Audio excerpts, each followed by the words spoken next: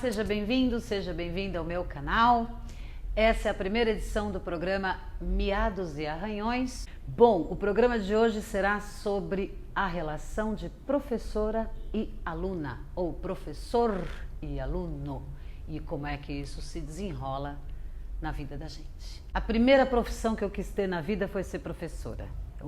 O primeiro brinquedinho foi uma lousa com um monte de giz colorido. Eu sempre quis isso para mim. E comecei bem cedo. Eu sou professora desde 1986, quando eu entrei no magistério.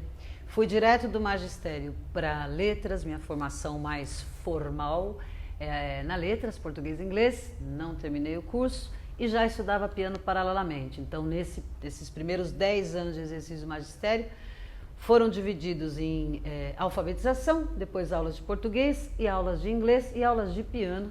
Eu dava aula de piano ali na vizinhança para levantar uma graninha.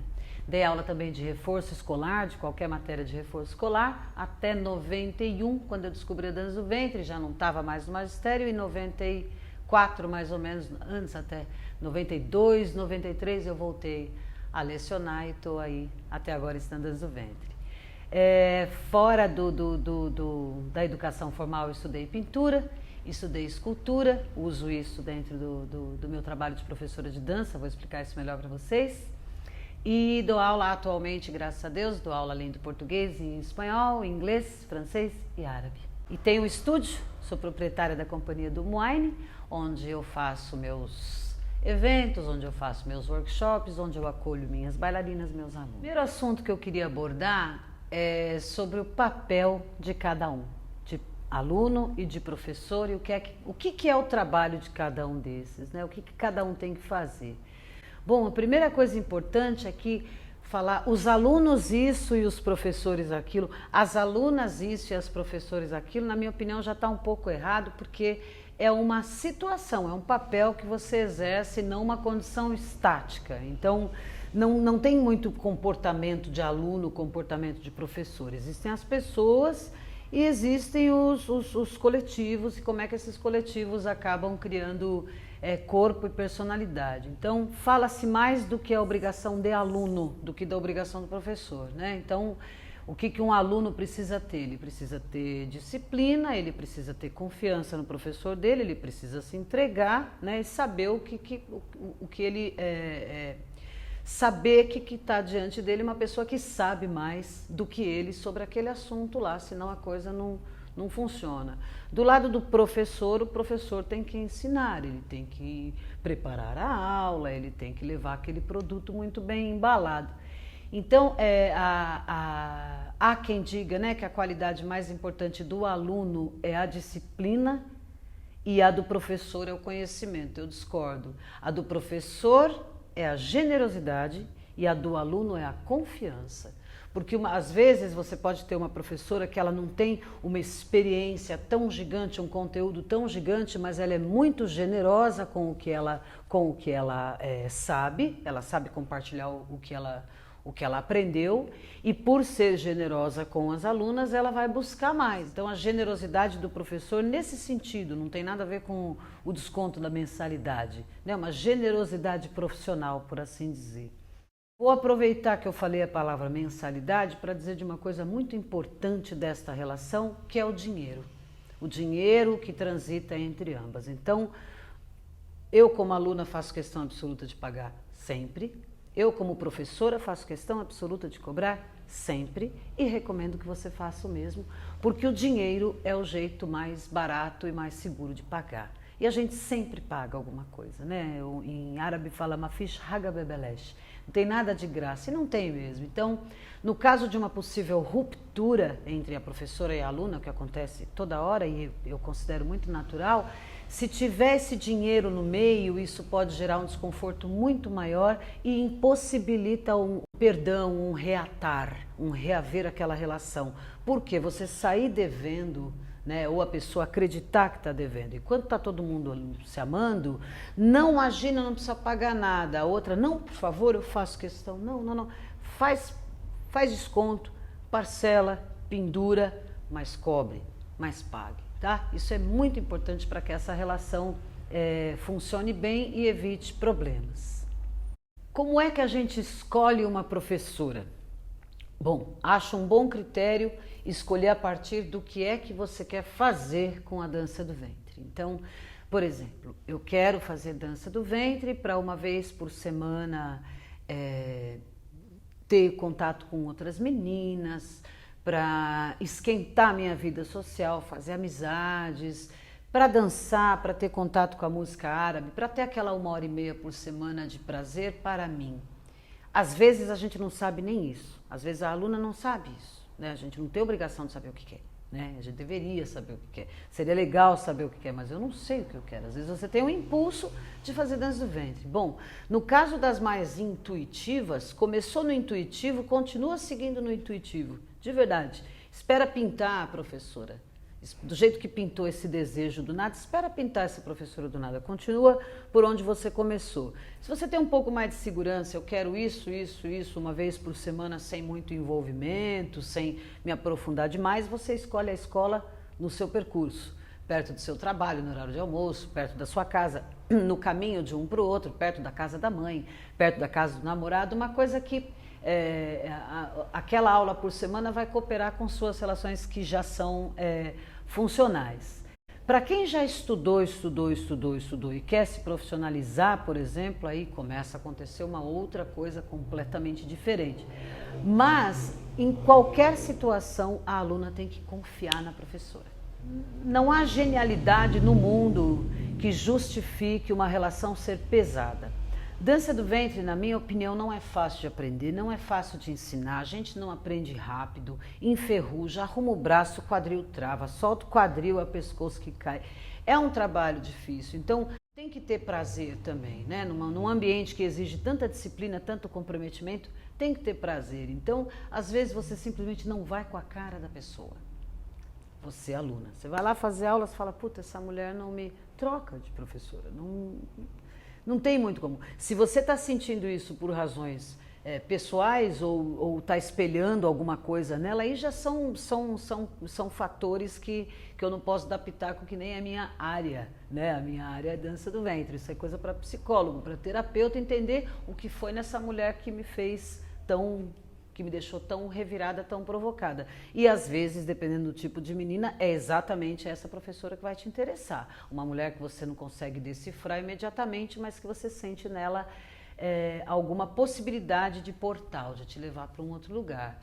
Queda, independente da escolha, tem que haver essa confiança do lado da aluna.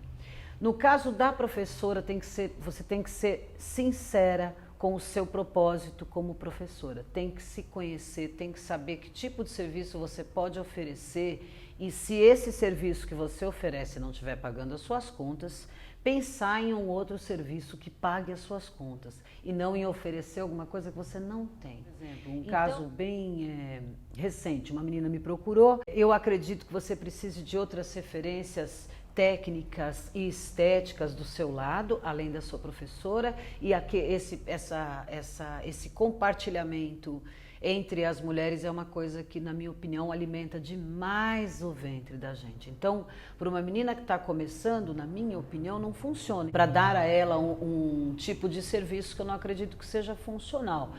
Se isso interfere ou não interfere nas minhas contas, é claro que sim, seja lá qual for a sua postura, você vai escolher um determinado tipo de aluna. Mas você pode pensar também que você vai ter um determinado tipo de aluna por quanto tempo, né? O que você quer para a longevidade da sua carreira de professora. Então, se você fizer uma super promoção, fizer um valor baratíssimo, estiver sempre sorrindo e linda, maravilhosa, com um sorriso na cara, dando uma aula super simples, você vai bombar, claro que vai bombar, vai lotar a sua casa de matrícula. Mas eu acho que você tem que pensar se daqui a 10 anos, esse monte de gente que você está convidando, se você vai ter alguma coisa para compartilhar com esse monte de gente que você está convidando agora. É uma escolha que tem que ser muito honesta, muito sincera, feita com muito carinho, com muita consciência. Escolhida professora, as aulas já estão rolando, já passeou em festival, já começa a ter uma certa intimidade, né?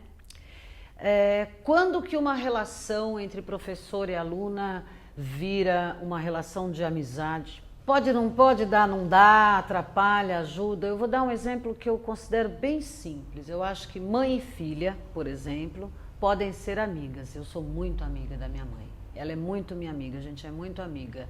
Mas eu jamais, em momento nenhum, nem por um segundo, me esqueço que ela é minha mãe. E ela também não se esquece jamais, nem por um segundo, que eu sou filha dela. Então, a gente pode ser amiga, contanto que isso não interfira no nosso papel primordial, uma na vida da outra, que é ser mãe e filha. Então, uma professora e aluna podem ser amigas, um professor, aluno, professora, aluno, né? Podem ser amigos, sim, claro que sim, contanto que ambos saibam que aquilo ali não tem absolutamente nada a ver com a relação dentro de sala de aula. A outra, eu particularmente sou amiga das minhas alunas, tenho muita amizade com a aluna, assim, boa parte das minhas melhores amigas, dos meus melhores amigos atualmente são ou foram alunas minhas, né? Para mim é muito tranquilo, mas eu não tenho pudor com confronto. Então, por exemplo, uma pessoa que não consegue, ou que não gosta, ou que se sente confortável em dizer, hey, você está atrapalhando, ei, você está sobrando, não pode, por exemplo, ter amizade com o aluno. Por quê? Porque se você abre um espaço para ter intimidade, você tem que ter responsabilidade sobre aquela intimidade imediatamente. Então, eu tenho amizade e muito, mas nunca houve, eu jamais criei essa expectativa ou abri esse espaço de que nós somos iguais, sabe? Existe uma distância entre nós hierárquica que é muito clara, sempre foi. Eu dou aula aqui no do Moine, por exemplo. Se a gente sair para beliscar um negócio e a menina me fizer uma pergunta sobre dança do ventre, ela corre o risco de tomar um tranco. Então, as pessoas que não conseguem dar tranco nos outros, é melhor evitar, porque pode ser que a aluna passe dos limites. Sim, na minha experiência, pelo menos me custa, eu tenho que ter uma certa paciência para lidar com o desdobramento dessa intimidade que eu tenho com elas. Mas é muito rica para mim, é muito importante para mim. E eu acho que coopera na confiança que os meus alunos têm em mim. Quando aparece uma pessoa com uma postura de aluno diferente disso, que foi, digamos, educada com uma outra postura, porque tem aula de dança do ventre de tudo quanto é jeito, todas elas funcionam, na minha opinião, mas a minha aula não funciona com todo mundo dizendo o que acredita sobre dança do ventre. Né? Então, por exemplo, se o braço é esse braço, se é uma quarta, se é uma primeira, se eu decidir assim, isso não está passível de voto. E algumas pessoas, já ouvi isso, né, de alguém falar, a partir de hoje eu vou ser mais dura, inspirada em você eu serei mais dura com os meus alunos. Então tem que pensar no que eu falei no comecinho desse vídeo, que é o que eu sei, o que eu aprendi. Né? Eu morei no Egito, aprendi dança do ventre muito mais com as egípcias do que com aula aqui no Brasil. Fiz pouquíssimas aulas no Brasil. Então você primeiro tem que ter essa confiança da eficiência do seu trabalho. Eu disse que ser professor ou ser aluno é estar aluno. Vou contar um pouquinho como é que eu faço quando eu estou aluna. Como é que eu escolho o professor? Quase sempre intuitivo.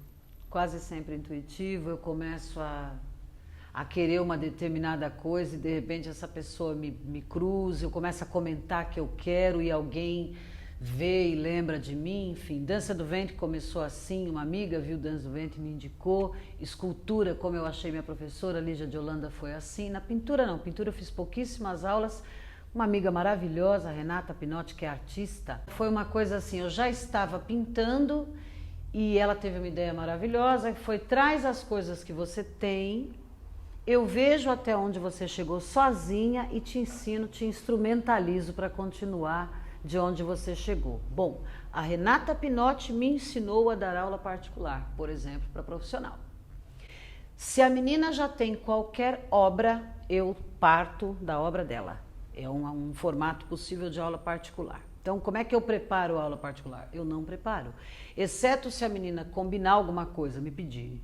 Miau, eu quero leitura musical, eu quero saber mais sobre árabe, eu quero saber não sei o que lá em árabe, eu quero tradução de música, eu quero edição de música, eu quero produzir um show, quero montar um tableau, eu quero viajar para fora. Seja, né, a menina pode me encomendar, mas se ela não encomendar nada via de peito aberto, a aula particular funciona desta maneira, para eu ensinar exatamente o que a Renata me ensinou.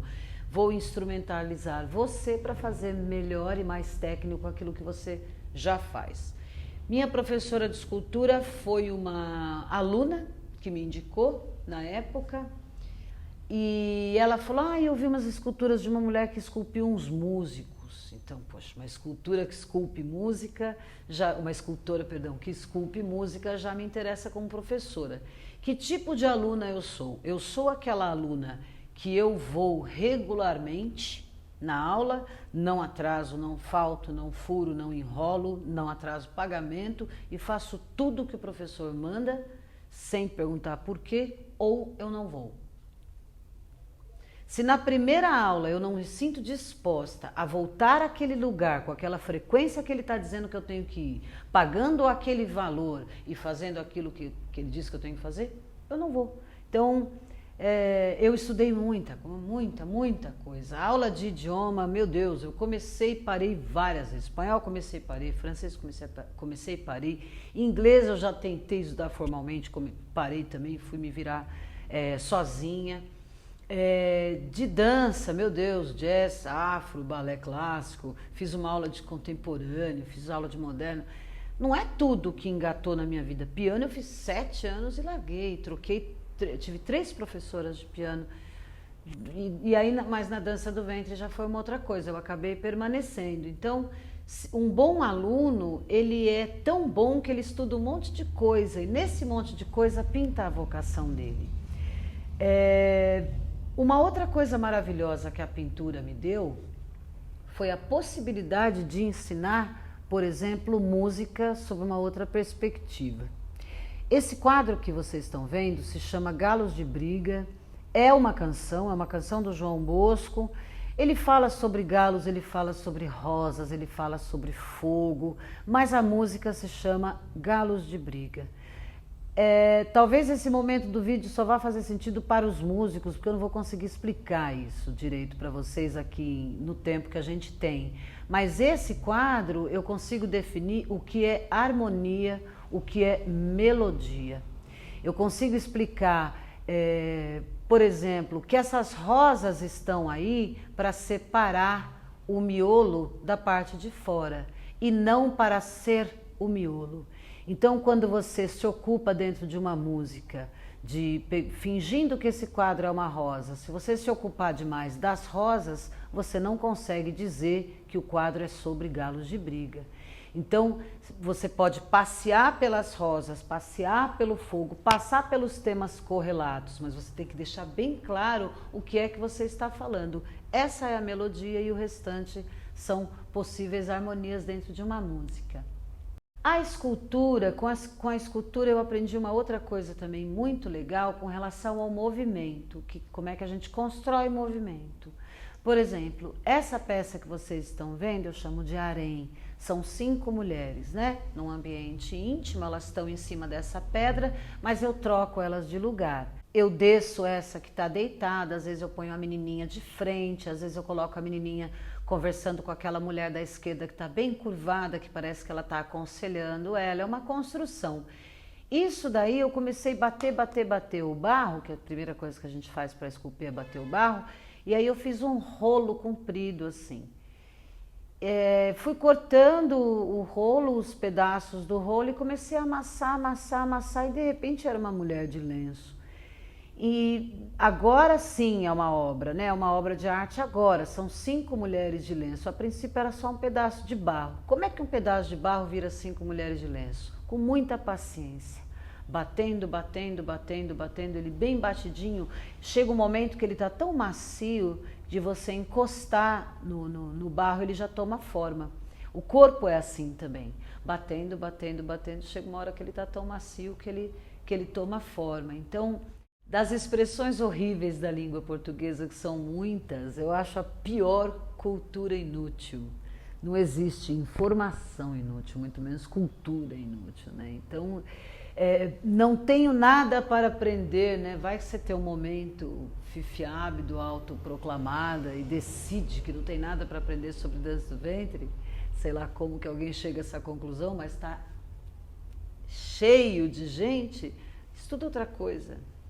Vai pintar, vai esculpir, vai cantar, e cantando você entende melhor a música, fazendo música você entende melhor a dança, fazendo dança você entende melhor a pintura, e alguma coisa vai sair daí para que você se expresse, porque se o seu impulso para começar a fazer aula de dança do ventre ou aprender qualquer forma de arte foi se expressar, pode ser que seja isso, se expressar.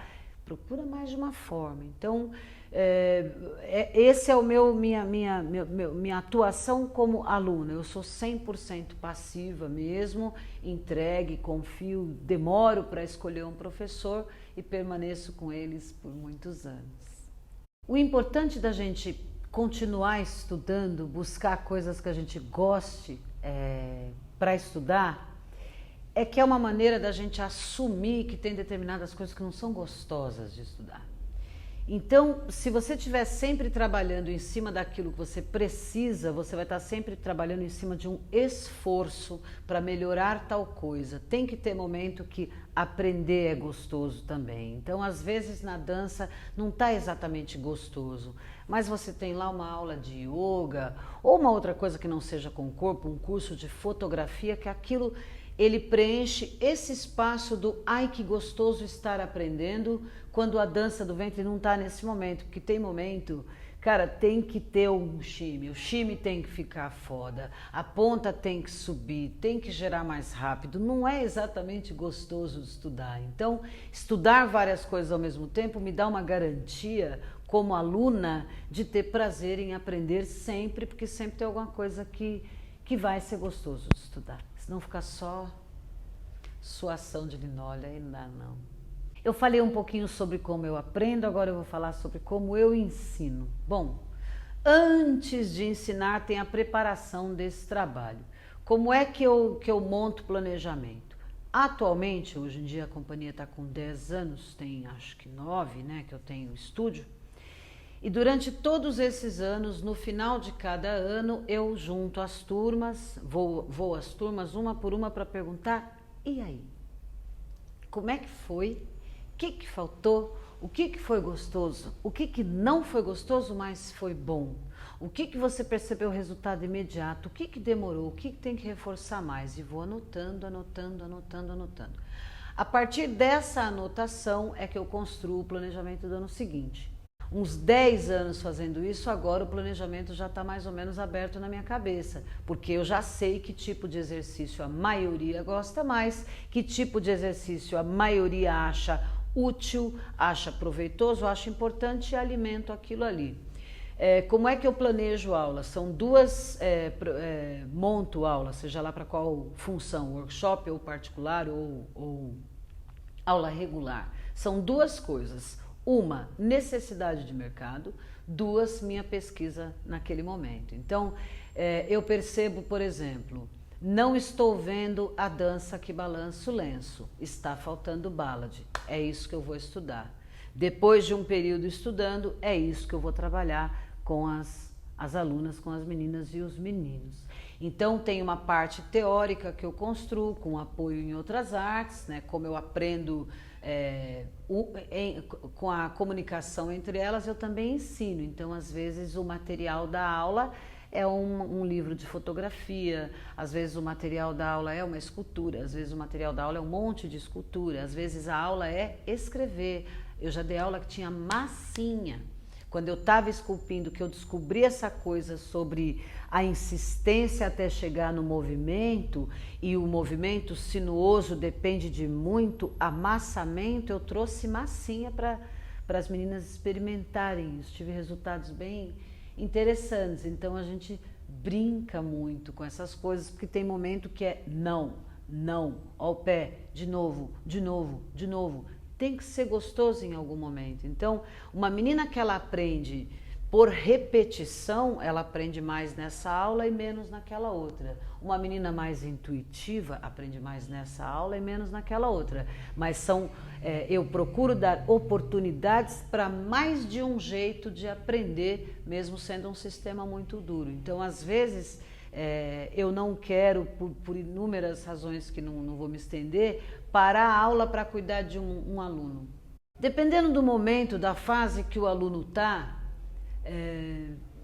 eu não sei te explicar como que eu sei, mas eu sei, não é hora, não vai dar, se eu apertar espana, não é hora de apertar. Então, às vezes eu preparo uma aula dentro daquele projeto, daquele planejamento, que ela está praticamente pensando em um aluno. Ela está especialmente resolvendo uma questão de um aluno, mas ela não é inútil para os outros, é um processo que demora. Então, particularidades dentro da sala de aula também podem mexer no meu planejamento. Tem basicamente 3 formatos de aula, né, na dança do ventre: aula regular, aula particular e workshop. Bom, são 3 coisas completamente diferentes, uma não substitui a outra, uma não adianta o tempo da outra. Então, workshop, o Tez Mogeddawy, um mestre egípcio que eu amo demais, ensinou isso, né? Um workshop é uma experiência com determinado artista, com determinado estilo. É um jeito, às vezes, de você estar pertinho de uma bailarina que você admira, de um bailarino que você admira, de você enxergar aquela contraçãozinha ali do meio de tal movimento que você não vê no vídeo, não vê com o figurino árabe, né? É uma experiência com um artista. Quase sempre é coreografia, sequência coreográfica, então é gostoso pela prática, jogar um olhinho no corpo, você aprende um outro passo, engorda o seu repertório, dependendo da sua maturidade para aprender. Então, para algumas meninas, um workshop é a grande chave técnica para ela, para outras meninas é um momento para ela ver as amigas, enfim, né? Todo mundo está lá misturado. Não há diferença de nível por razões óbvias, chama dinheiro, a razão óbvia, então o nível normalmente é misturado. Eu já dei workshops voltados para profissionais, só para profissional ou só para avançada, mas é uma coisa toda combinada. Via de regra, festival internacional, por exemplo, festival grande internacional, aí não tem o que fazer, tá todo mundo lá. Então tá você, a menina que dança a 20, a menina que dança a 2, todo mundo tentando ver o que consegue fazer ali sem um espelho. Vale a pena? Vale muito. Alguns dos workshops que eu fiz na vida foram realmente starts fundamentais na minha carreira, ter feito aula, mas eu comecei muito tarde. Meu primeiro workshop foi 2004, 2005, imagina, eu tinha 15 anos de carreira. Nunca tinha feito, porque não tinha vindo nenhum artista no Brasil que me interessasse e não tinha workshop de bailarina brasileira ainda. Quando começou, eu já comecei dando aula, nessa época não tinha. E as meninas que vieram não me interessaram. Aí quando a Aranda veio, alguém falou para mim, Jade, vai dar uma olhada que vale a pena. Eu falei, vamos lá.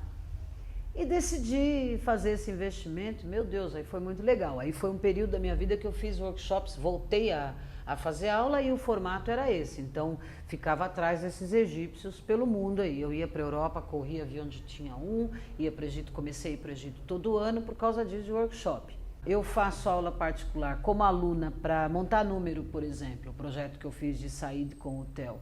Eu fazia regular. Para que serve o regular? Prática da técnica, ensinar o corpo a fazer o coisa. Para que eu fazia particular?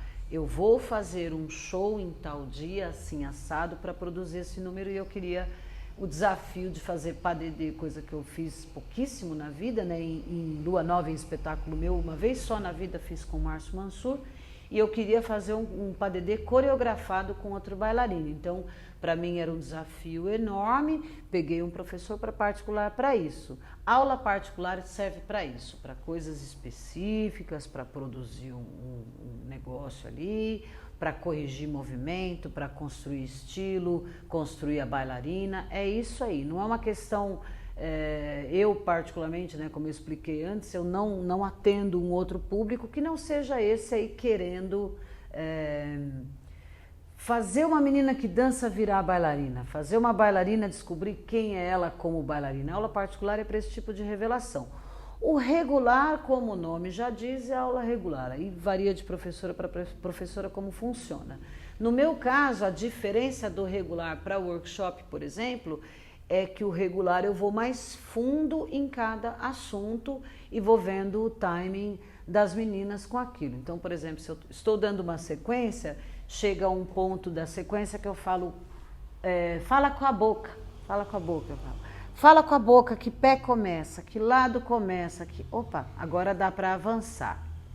Ou o contrário, estou há 2 meses naquela frequência, fala com a boca, que não tem nada pronto, eu paro onde eu estou e começo um outro projeto, tá? Então, legal é fazer os 3, para quem pode, não é uma questão de tempo de carreira isso aí. Aqui uma menina veio no ano passado particular, ela tinha meia hora de aula, sei lá, 6 meses, meses mesmo. E ela falou, Jade, eu quero uma orientação para começar pelo caminho certo. Uma menina de fora de São Paulo, uma coisa muito bonitinha, fez um esforço mesmo para fazer esse investimento. Ela falou, um monte de gente me desaconselhou, porque falou que seu trabalho era voltado para profissional, e eu não sou, eu sou cabaço. Mas eu queria alguém que me orientasse desde o começo para pegar boas trilhas. Então, não é o seu tempo de dança que define que tipo de aula você vai fazer. Se eu tivesse professor no Brasil para me dar aula regular, eu faria. Claro que eu faria. Eu não faço porque, no caso do oriental, os meus professores, assim, os últimos professores que eu tive, me disseram claramente que era para eu parar de fazer aula. Então, como eu disse lá no começo, que tipo de aluna eu sou? Eu sou uma aluna que obedece. Quando o professor diz para mim, massa, lema, é hora de ir embora. Então, eu não, nesse momento, eu não tenho. Aqui no Brasil, a Najwa Suni, a Fátima Fontes, que eu quis na época, e a Karima. As 3 me deram alta. Então, na verdade, eu tive pouquíssimo tempo de professor. O que eu estou fazendo agora nesse momento? Tribal. Particular também. Regular eu estou sem tempo, na verdade. Estou sem tempo e sem coragem, porque tempo é prioridade, todo mundo sabe. Mas eu quero montar o número tribal, já fiz aula de regular por muito tempo, fiz particular e agora eu estou de novo com a Mariana Quadros para tentar preparar. Tentar não, né? Eu vou conseguir. Olha o medo que dá de fazer coisa nova. Então eu me coloco nessa posição para não perder jamais, nem por um minuto, ideia de quem são essas pessoas que estão aqui no meu espelho, que eu estou vendo pelo meu espelho nas minhas costas. Então eu preciso estar ali no lugar delas com uma certa frequência ou eu corro o risco de não realizar o meu trabalho com o primor que eu pretendo. Bom, eu já falei dos papéis de professor-aluno, como é que começa. Agora vamos falar um pouco sobre a continuação disso, né? Que é quando um grupo de alunas cresce a ponto de virar uma companhia. No meu caso, com as minhas alunas, mais uma vez, foi um processo bem natural. Quando eu vi, eu tinha um monte de aluna querendo fazer mais coisa. E por conta de festa de fim de ano, essas coisas, elas começaram a ficar famosas e as pessoas começaram a convidar. E eu, na verdade, eu muito mais precisei de um espaço para colocar essas meninas do que tive um espaço e então vieram as meninas, porque elas estavam crescendo.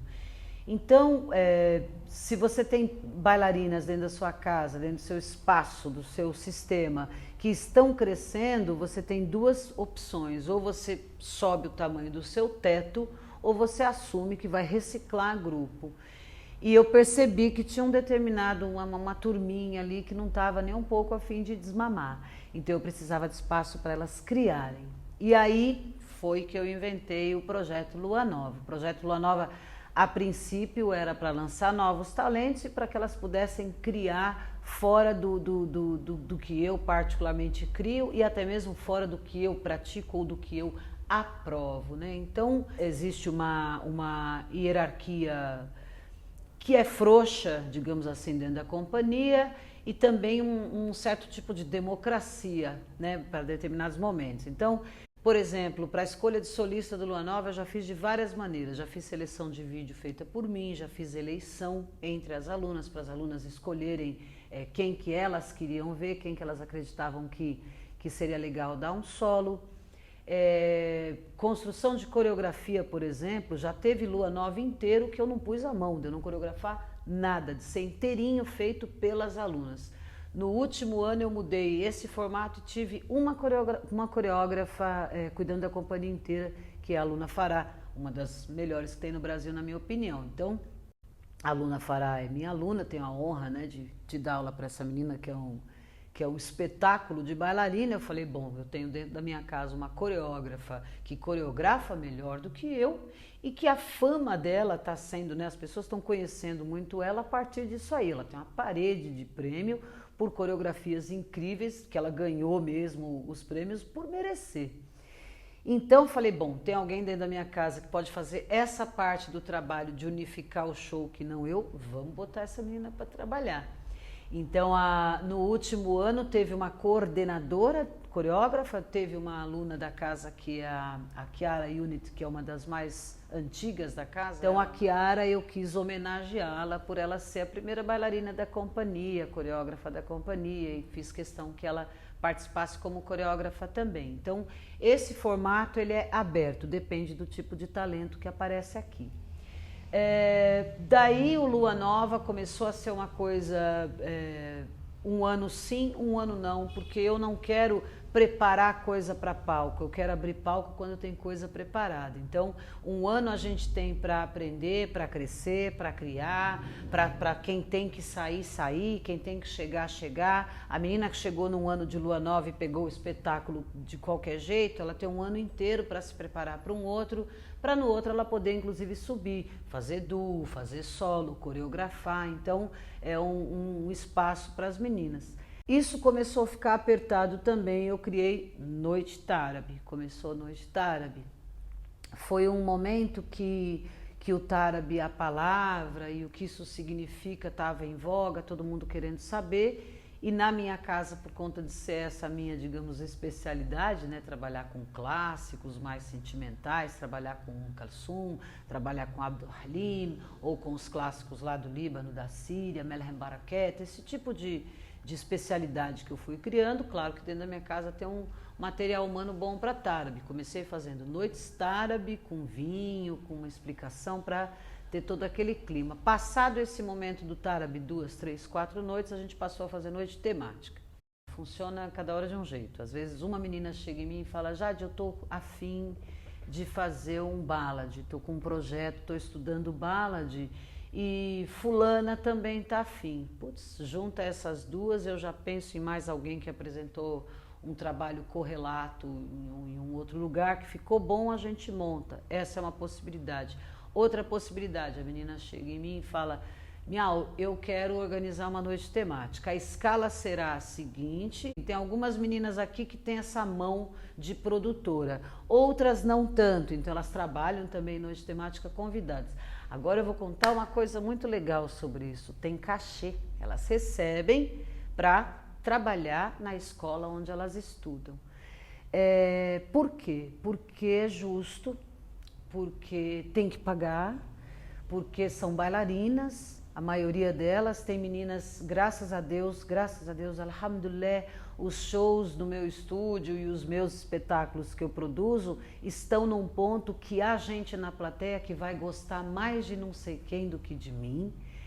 Para mim é um presente para minha carreira de professora, das pessoas falarem, Jade, adoro o seu trabalho, mas aquela menina com a roupa tal, né? Então tem olheiros na plateia, tem pessoas importantes que eu convido e aumenta os laços com essas meninas.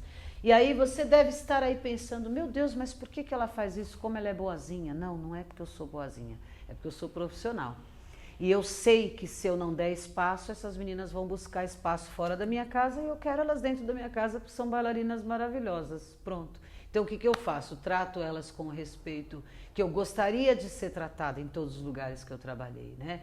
O tempo inteiro a gente aprende. Então eu aprendi algumas coisas com os meus professores, como fazer, mas no mercado eu aprendi todo o como não fazer. Então, quando a professora está ganhando uma grana, ela ganha uma grana, 2 granas, 3 granas, 4 granas com as alunas em volta, chega uma hora que aquele grupo começa a pensar, peraí, mas o que exatamente eu estou ganhando aqui? Às vezes não é uma questão de dinheiro, pode ser que vale a pena, não é todo trabalho que a gente faz que tem cachê, tem trabalho que não. Qual é a sua medida aí, se tem cachê ou não tem cachê? quantas pessoas estão vendo, eu quero mostrar isso, é o momento que eu preciso mostrar isso, vai ser importante para mim por esse espaço.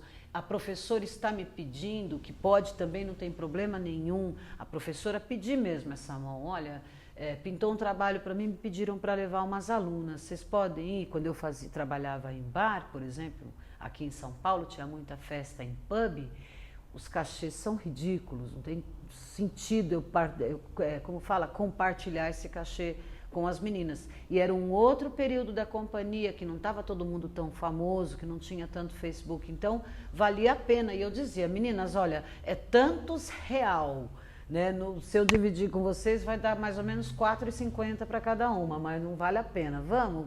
Sempre foi muito aberto, muito sincero.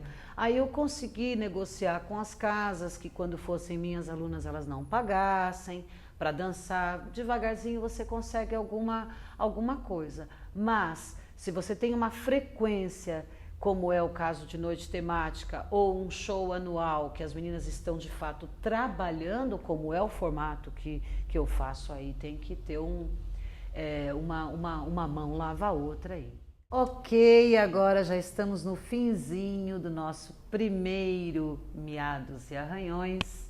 Eu passei o máximo de coisas que eu considero relevantes dentro dessa relação. Eu espero estar cooperando, prestando um serviço para o nosso mercado que seja bom para todo mundo.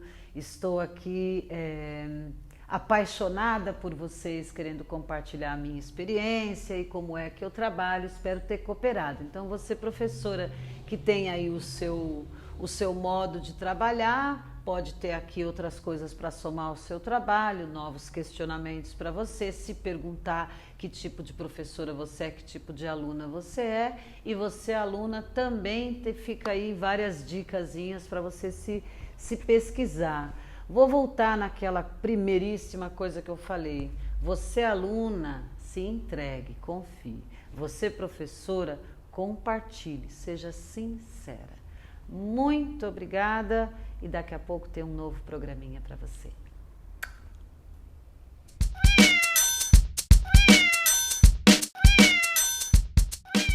Relatar lá ensinar. Nha. Friends. Nha. Nha.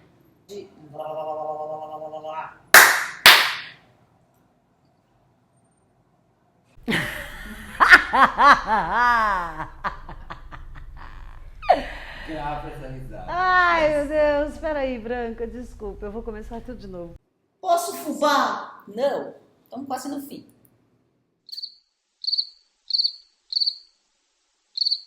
Isso, é sistemático? Dá um cigarro pra ver o fumo aqui? Você não pode fumar. Ela Que falou que não inferno. pode. Eu não posso sair. Não pode fumar. Não, tudo bem, pode fumar aqui. Salva pela sua branca.